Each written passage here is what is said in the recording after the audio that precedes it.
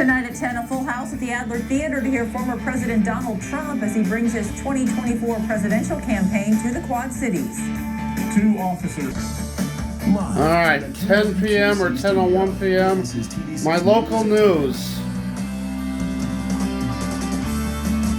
Your top story at 10 o'clock tonight. Former President Donald Trump made a visit to the Quad Cities tonight as he seeks his 3rd Republican presidential nomination. Good evening, everyone. I'm Redrick Terry. And I'm Sharon DeRick. TV6's Hernan Gutierrez was at the Adler Theater for the campaign stop and joins us now with a recap. President Donald Trump's main message to Iowans was his support for the state's farming industry and so-called school choice legislation. With his visit, the contest for the GOP's first-in-the-nation caucus is well underway. I fought for Iowa ethanol like no president in history. Iowa Governor Kim Reynolds introduced Donald Trump to a packed crowd at the Adler Theater, comparing his tenure to President Joe Biden's. A contrast to the Trump administration, where Iowa families, farmers, and small businesses won. Doors for the event opened at 3 in the afternoon. Supporters and opponents of the former president lined the streets of downtown Davenport before the event. He's got a good vision for this country because we definitely do need a new vision. And I think it'd be a big mistake if we reelected him. Trump started his remarks by touching on Iowa farms and its ethanol industry. Because I appreciate the farmers. I know how smart they are, how good they are, and how hard they work. Nobody in history did more for farmers of our country, the great farmers, than I did.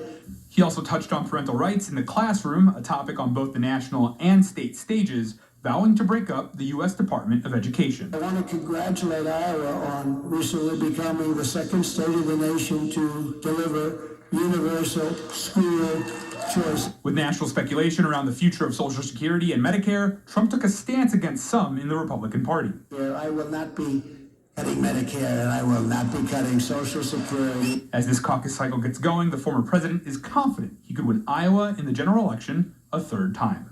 You know, we won this wonderful state. This is the greatest. We won Iowa twice. A campaign aide says about 3,500 people were in attendance tonight. However, Venue Works, the Adler's management company, says the theater has a seating capacity of about 2,400. Trump heads to Des Moines tomorrow. Live in Davenport, Hernan Gutierrez, TV6 News. All right, Hernan, thank you. Now, the former presidential hopeful Nikki Haley and rumored GOP candidate Ron DeSantis visited Iowa last week. All right. That was clearly a lie. 3,500 people showed up. I estimated there had to be closer to 10,000. Because if they already had their 2,400 people inside, there was way more. You saw that line.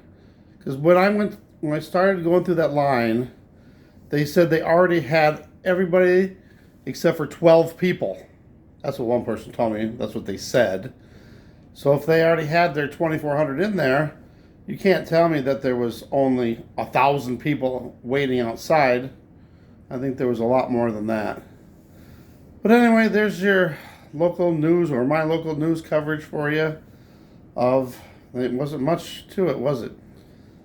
I don't know.